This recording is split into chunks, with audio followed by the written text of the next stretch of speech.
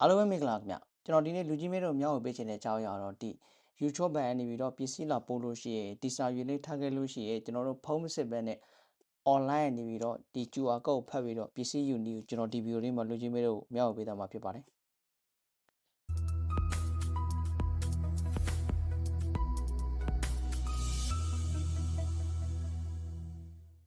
ဒါဆိုကျွန်တော်ဒီမှာ QR code ကို scan ဖတ်လိုက်မယ်ခင်ဗျ